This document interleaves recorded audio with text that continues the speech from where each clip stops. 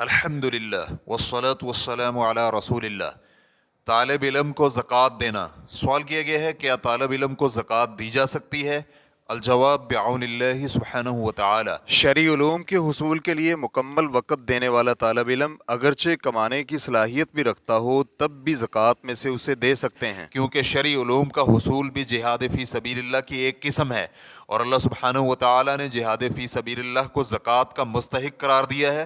چنانچہ فرمایا انما الصدقات للفقراء والمساکین والعاملین علیہا والمؤلفۃ قلوبہم وفی الرقاب والغارمین وفی سبیل اللہ وابن السبیل فریضۃ من اللہ واللہ علیم حکیم۔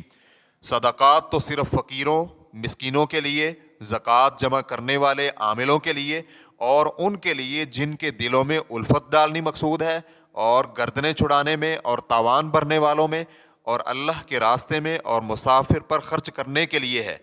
یہ اللہ کی طرف سے ایک فریضہ ہے، اور اللہ سب کچھ جاننے والا کمال حکمت والا ہے۔ سورۃ التوبہ آیت نمبر 60۔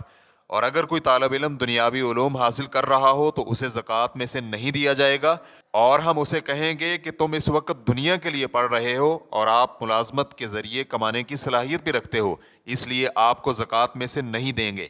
فتوی الشیخ محمد بن صالح العثیمین واللہ تعالی اعلم۔ اسلام کیو اے ریکارڈنگز، مؤسسۃ الشیخ محمد صالح المنجد، المملکۃ العربیۃ السعودیہ، فتویٰ نمبر 121181۔ والسلام علیکم ورحمۃ اللہ وبرکاتہ۔